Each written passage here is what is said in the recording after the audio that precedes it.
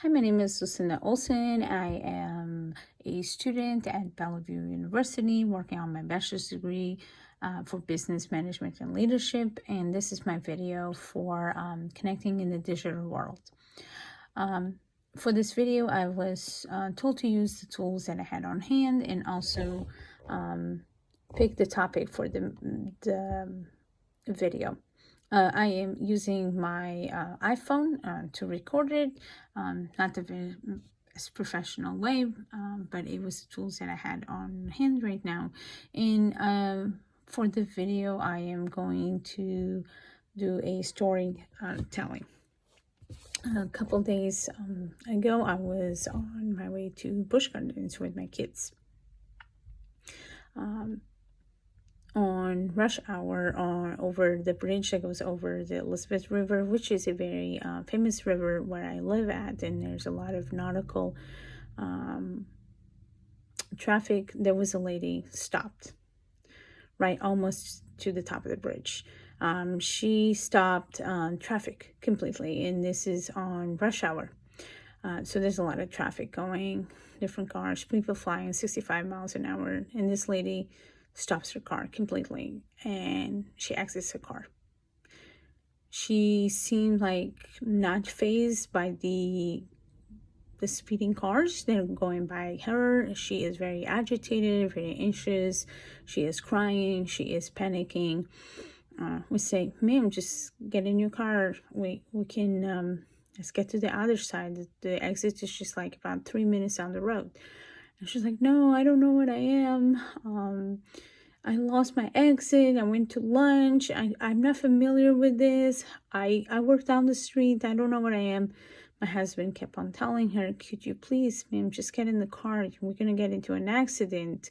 There's a lot of traffic. And she was just like really not compliant. She was very, very, very afraid, very panicking.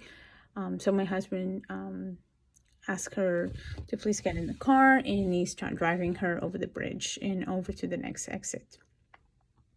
So as my husband is driving her, I am driving our car right behind him, and not aware of what was going on. So we get to the other side and we stop. Found out that the lady had a phobia of bridges. So she is very afraid of crossing bridges, and she was unfamiliar with the place. She is used to take an exit prior to the bridge, so she never went over this bridge, even though she have lived in the area forever. But she refuses, and she will go around the bridges. So my husband, she has to drive the bridge back. So my husband offers to drive her over the bridge back. So another 5 minutes coming down the bridge, getting her on the right exit, making sure that she's going to be good and calm, and she can drive her car back to work. And 5 minutes later, she's all set to go. Then we get in the car. So my husband was telling the story, telling the kids, hey, she was just really afraid of bridges. She panicked. She never been over the bridge. She does everything to avoid the bridges, go around bridges, really hates bridges. And my kids go, oh my God, mom is like that. She hates bridges. She doesn't go over the bridges. And I'm like, yes, I am like that. A couple years ago, still I am afraid of bridges. Do not cross all of the bridges, but I have been able to cross other bridges. I am very afraid of heights, so I always think that the bridge is going to fall and I'm going to drown. So I do have a phobia, and like that lady, I don't know if I would stop. I never have stopped at the top of the bridge, but I have found a way to have somebody else drive the car, and I'd be in the passenger side and be like, are we done yet? Are we done yet? Are we on the other side?